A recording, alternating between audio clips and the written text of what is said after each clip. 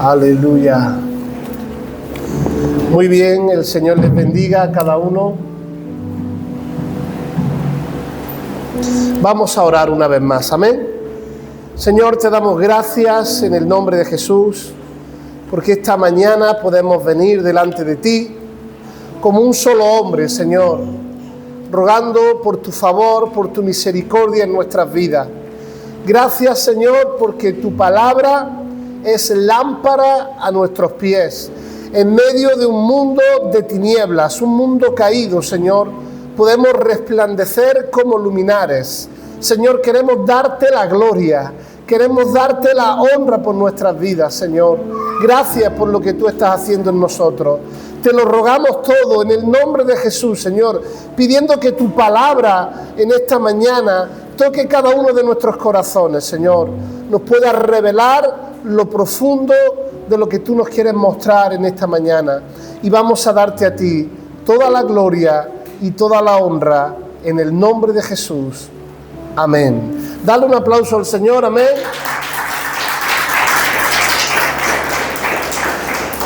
Ya estamos por aquí, como bien sabéis, la semana pasada estuvimos descansando, pero esta semana venimos con fuerza renovada para seguir ministrando, pastoreando a su iglesia en Huétor, en Illora, en Loja, y seguir dando cobertura a nuestra iglesia también en Los Molares, amén.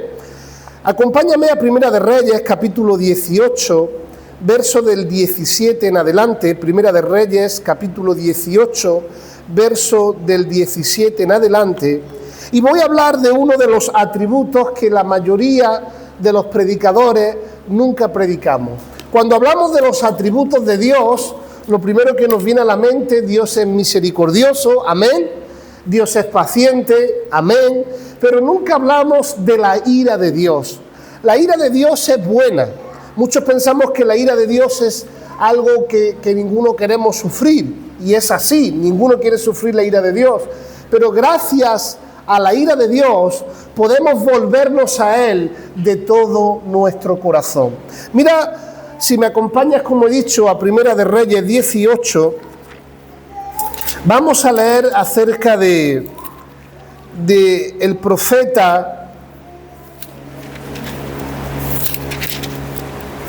Elías y los 450 profetas de Baal. La palabra del Señor nos enseña en el verso 17, sabemos que llevaba sin llover 3 años y medio, llevaba sin llover en la tierra a causa de que los hijos de Israel habían vuelto sus espaldas al Señor, amén. Habían vuelto sus espaldas al Señor. Hay que tranquilizar a ese niño como sea. Muy bien, hay que tranquilizarlo.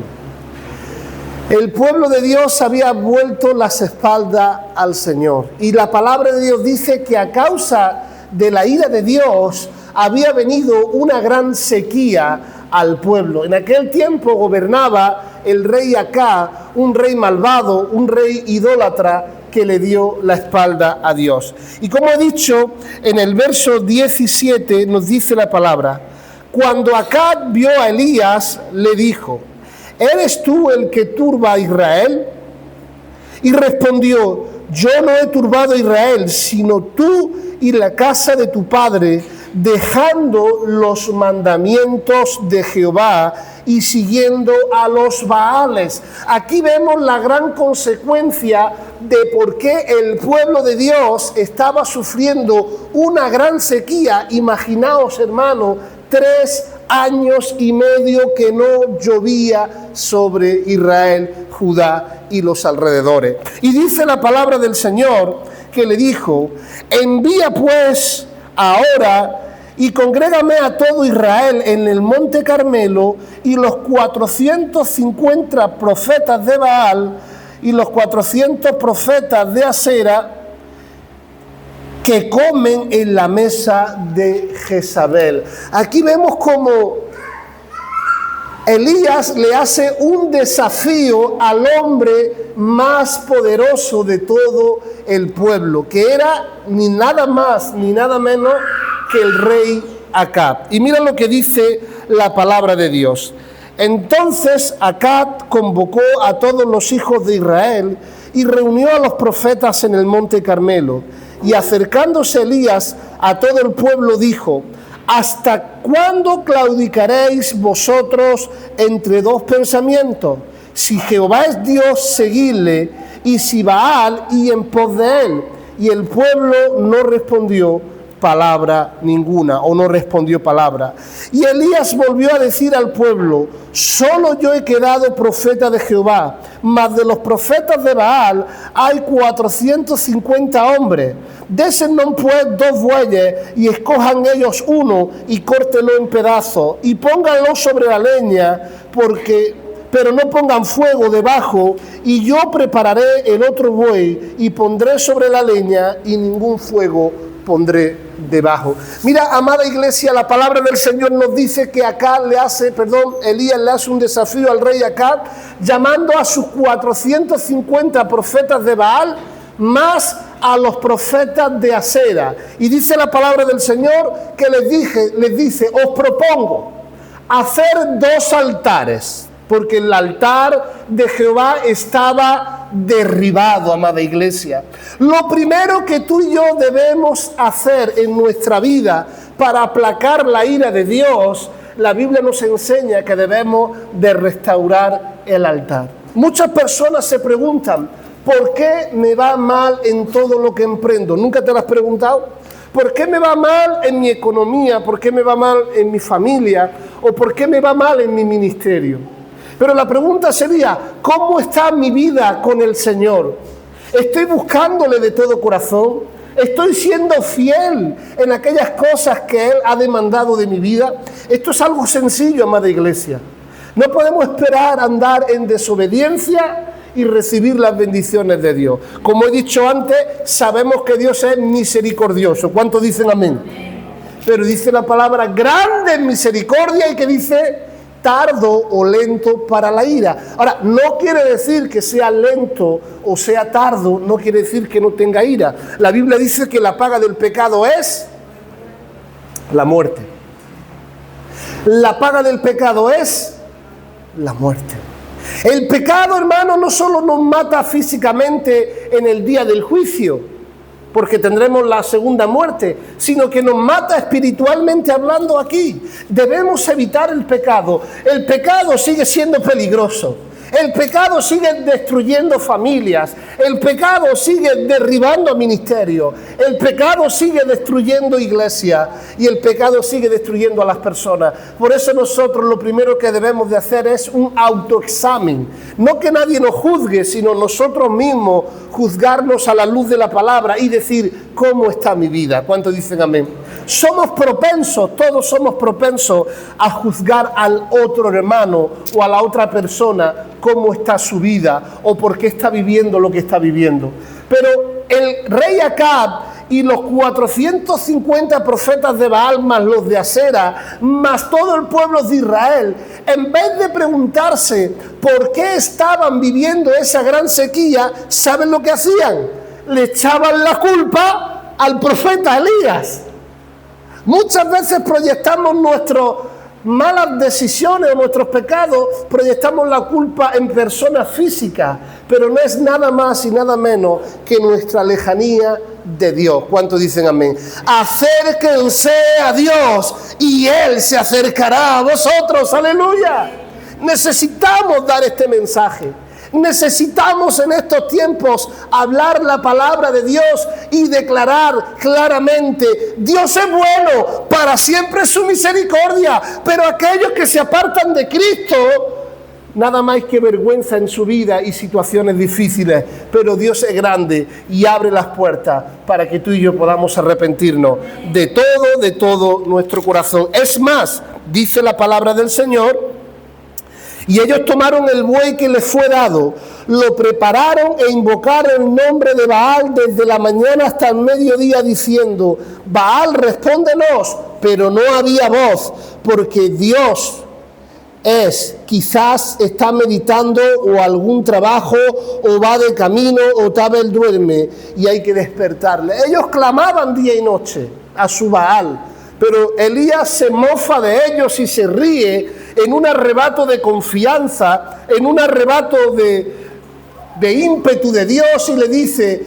vuestro Dios no responde porque quizás está dormido o quizás tiene otra cosa que hacer. Y sigue más adelante diciendo, y aconteció al mediodía que Elías se burlaba de ellos diciendo, gritad en alta voz. Y en el verso 28 dice, ellos clamaban a grandes voces y se sajaban con cuchillo y con lanceta conforme a su costumbre hasta chorrear sangre sobre ellos. No sé si habéis visto que todavía en la India, en Pakistán, en sitios así todavía se hacen estas prácticas, se laceran ellos mismos, se pegan golpes, se dan con cuchillo y empiezan a chorrear sangre en el cuerpo. ¿Lo has visto? Yo lo he visto en televisión. Y eso lo hacen invocando a sus dioses, flagelando su propio cuerpo. Y esto lo hacían ellos, quizás invocando para que el dios Baal respondiera. Y esto me habla a mí, amada iglesia, atentos, que cada intento humano, cada intento en nuestras fuerzas por manipular la voluntad de Dios en nuestra vida es en vano. Muchas personas salen con una vela o salen descalzos el día de la Semana Santa para que supuestamente esa imagen les conceda sus peticiones. A veces hacemos un pacto con Dios, Señor, si esto me sale bien, yo hago esto. ¿Nunca lo has hecho? Si hago esto, me sale esto, pero tú sabes lo que dice la palabra del Señor. Obediencia quiero y no sacrificio. Dios quiere en nuestra vida obedecerle día a día. El Evangelio es más que una promesa. El Evangelio es más que una petición concedida. El Evangelio es la salvación de nuestra alma. La salvación no es un día que salimos aquí, aceptemos a Cristo y ya está. No, no. La salvación es un camino. Cada día tenemos que caminar en salvación. ¿Cuántos dicen amén?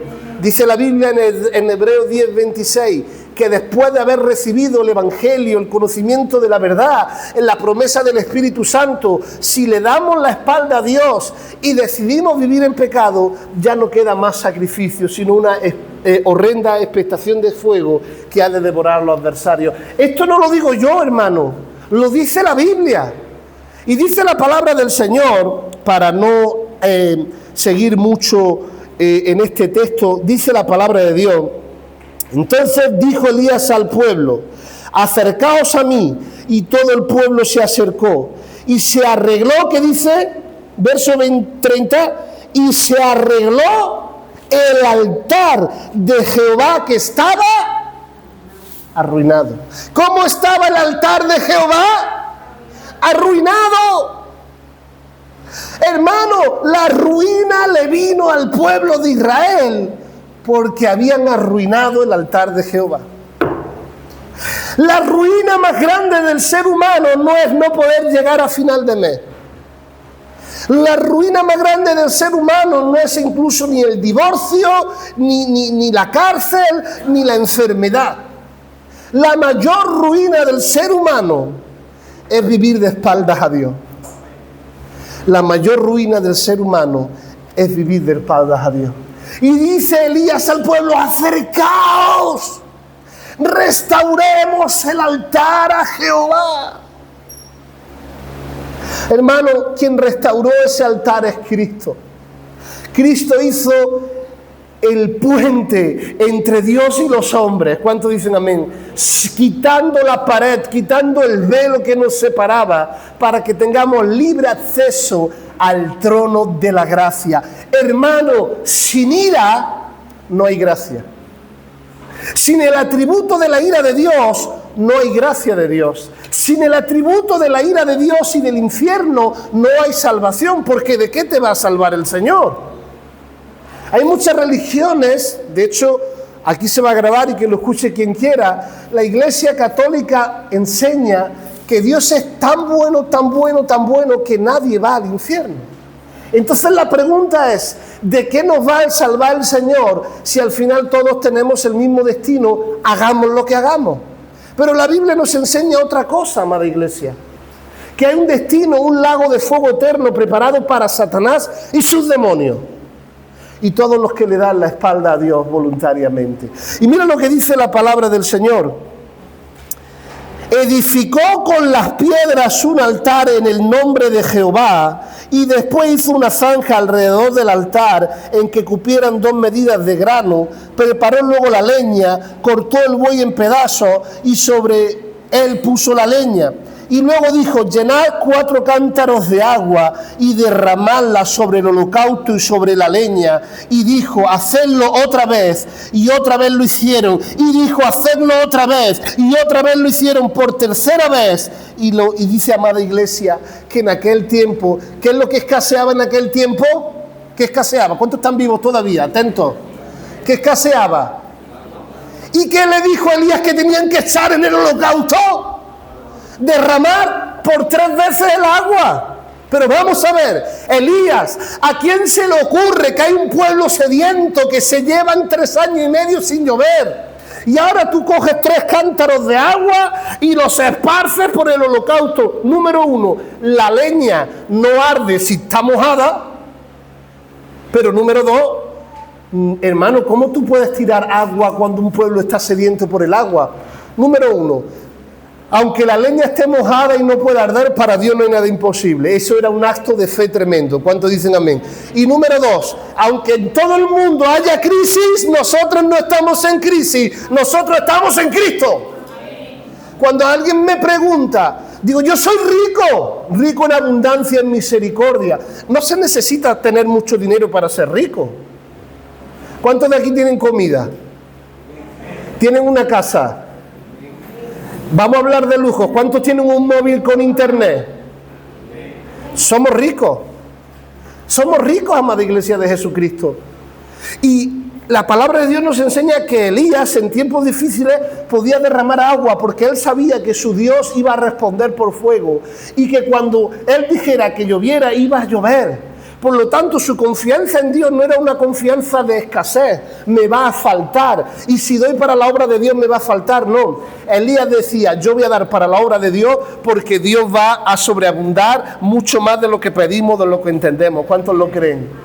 Dios no es un Dios escaso, Dios es un Dios rico, rico en poder, en misericordia, y todavía sigue siendo el Dios del oro, de la plata, del agua, de la tierra y de todo lo que habita. Por eso dice el Señor, todo lo que respire, alabe a Jehová. Los árboles alaban a Jehová, las estrellas alaban a Jehová, los animales alaban a Jehová, los humanos alabamos a Jehová.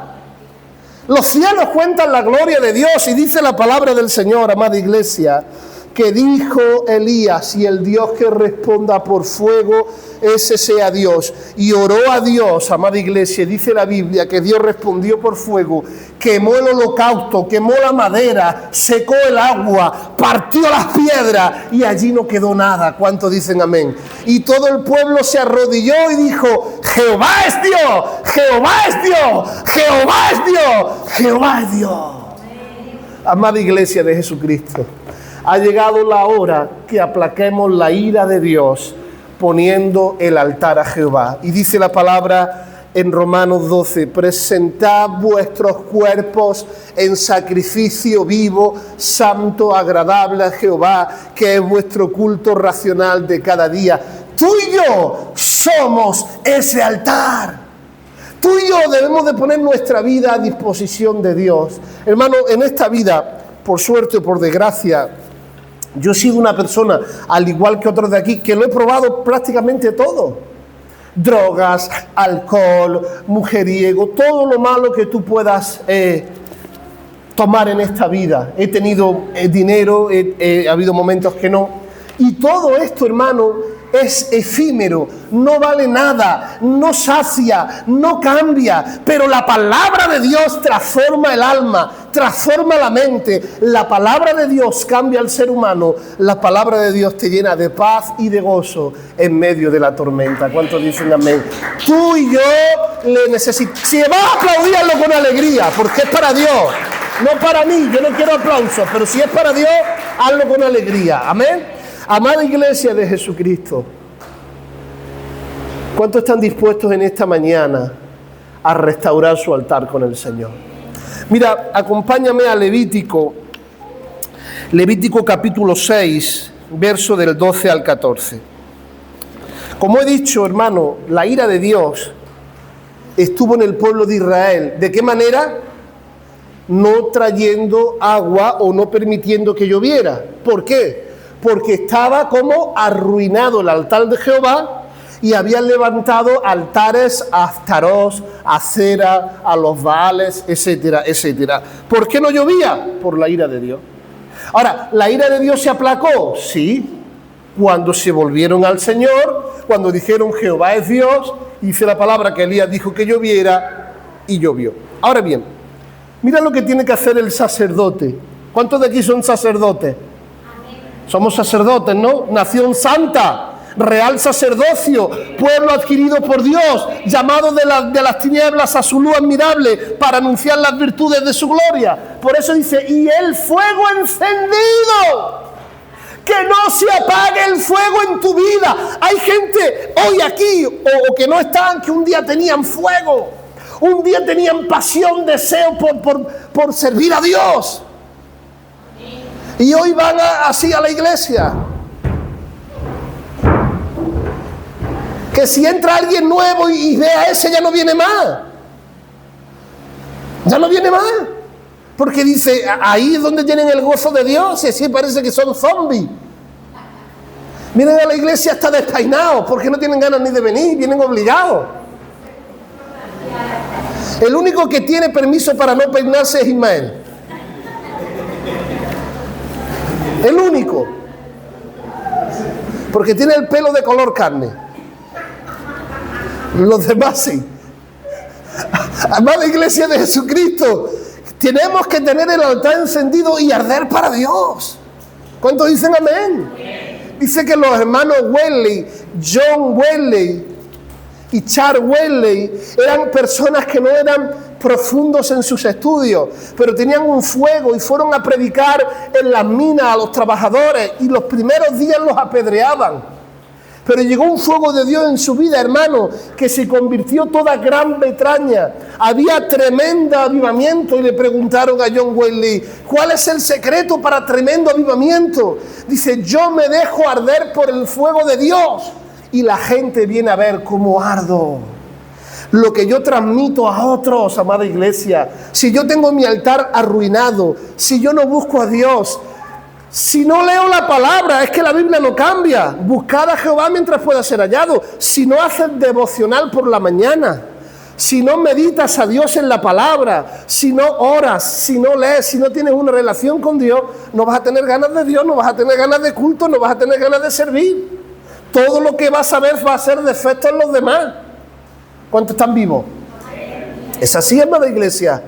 Pero cuando uno está lleno de Dios, tiene pasión de servirle. Y dice la palabra, el fuego encendido sobre el altar no se apagará. ¿Cómo no se apaga? Mira lo que hace. Sino que el sacerdote pondrá leña, ¿cuándo? Una vez al año. ¿Dice eso?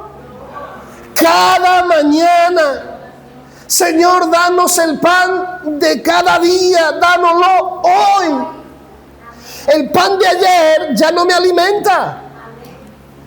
Necesito el pan de hoy. ¿O cuánto están de ayuno hoy? Que levanten la mano. Están de ayuno, ¿no? Pastor, ¿y qué es el fuego que pondrá cada mañana? Vamos a leerlo. Dice la palabra, y el fuego encendido sobre el altar no se apagará, sino que pondrá en él la leña cada mañana, y acomodará el holocausto sobre él, el sacrificio.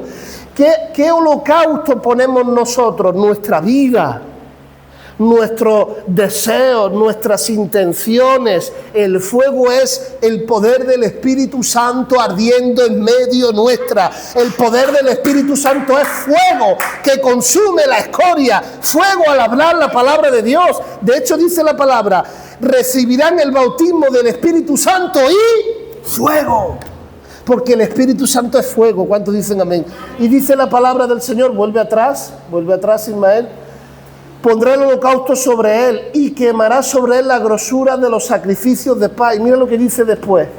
El fuego arderá continuamente en el altar y no se apagará. Si dejamos de echar leña, el fuego se apaga. Y la leña es la oración, la leña es la palabra, la leña es buscar a Dios mientras pueda ser hallado. Llamarle en tanto que hoy esté cercano. Deje el impío su camino, el hombre inicuo sus pensamientos, y hacer que sea Jehová, el cual será amplio en perdonar, porque mis pensamientos no son vuestros pensamientos, mis caminos no son vuestros caminos. Como son más altos los cielos que la tierra, así son mis pensamiento y deseo acerca de vosotros, dice el Señor. Es tiempo de volverse a Dios de todo corazón y aplacar la ira de Dios. Cuando yo aplaqué la ira de Dios en mi vida, porque como ya bien sabéis, no es un secreto, yo llegué a dormir en las calles destruido por la droga. Yo cuando me volví a Dios de todo corazón y le dije: Dios, aquí tienes mi vida, haz con ella lo que quieras. La paz de Dios vino a mi vida y hice las paces con Dios, aleluya. La ira de Dios se apartó de mí y vino la bendición. No quiere decir que no hay pruebas, porque las hay. No quiere decir que no hay dificultades, porque las hay. Pero la ira de Dios se apartó de mí para que el favor de Dios estuviera sobre mí. Aparta la ira de Dios de tu vida, volviéndote a Dios de todo corazón. ¿Y cuál es la profundidad de la ira de Dios? Y acabo con esto. Manu Saúl, por favor, puedes salir. Mira, Dios dice, como he dicho antes, que Dios es grande, ¿cómo? En misericordia. Dios es grande y es paciente. La misericordia y la paciencia de Dios son uno de los atributos más grandes de Dios, porque son casi infinitos.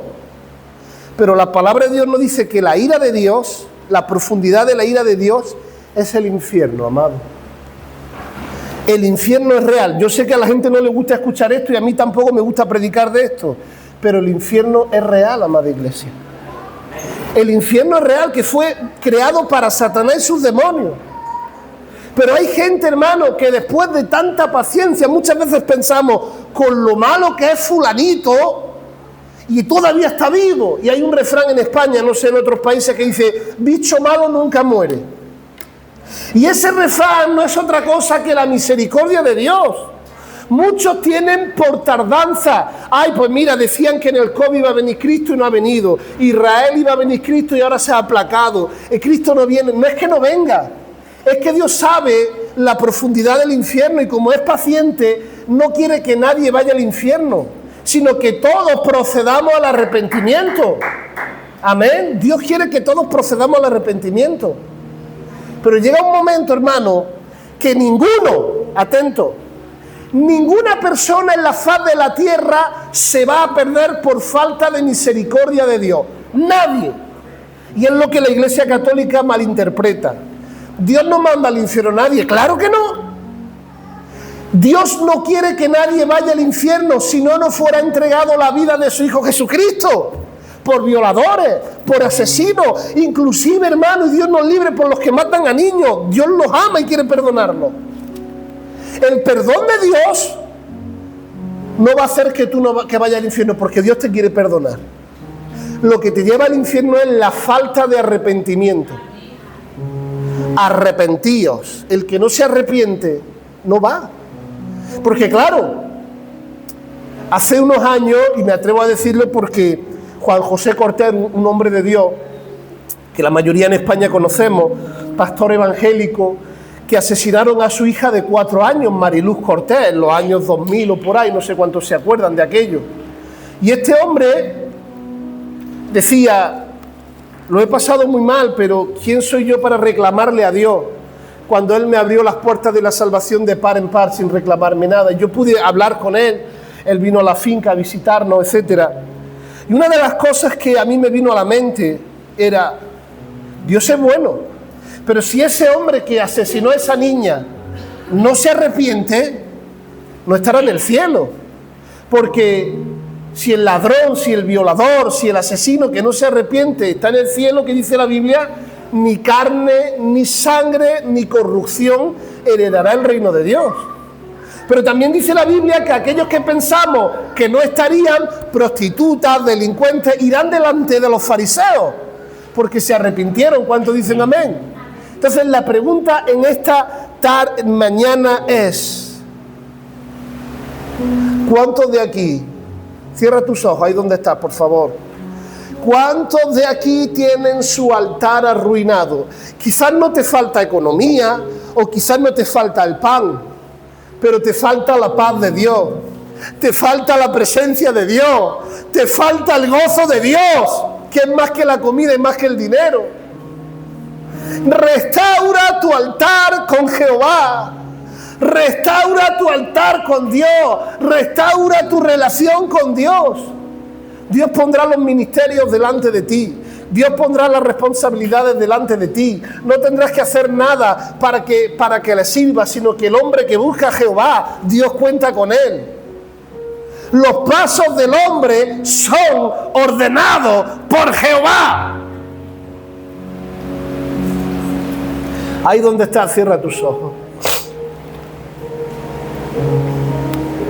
Si hay alguien que reconoce que su altar está arruinado, que levante la mano. Voy a orar por él desde aquí, no lo voy a hacer pasar. Muy bien, podéis bajar la mano. Muy bien, podéis bajar la mano. Muy bien, muy bien, muy bien, podéis bajar la mano. Muy bien. Ahí donde tú estás, porque yo no te voy a sacar aquí para que digan, ay, que lo tiene, que no lo tiene. Ahí donde estás, dile, Señor, con tus palabras, en tu corazón. Tú sabes cómo está mi altar contigo. Y Señor, no quiero ser hipócrita. Me cuesta estar contigo. Me cuesta leer tu palabra. Me cuesta doblar mis rodillas porque este mundo me lleva a la pereza. Este mundo moderno me lleva a perder mi tiempo viendo vídeos de internet. Este mundo me lleva a perder mi tiempo persiguiendo las cosas que persiguen los gentiles, tener buenas casas, buenos coches, que entre comillas no está mal hasta cierto punto, pero dándole siempre el primer lugar a Dios y el primer lugar el altar de Dios. Hay personas, hermanos, que vienen a la iglesia todavía, pero su corazón está lejos de la iglesia. Señor, en el nombre de Jesús, restaura a mis hermanos, a mis hermanas. Restáuralos, Señor, en el nombre de Jesús. Vamos a ir apagando esto, Cristina, por favor.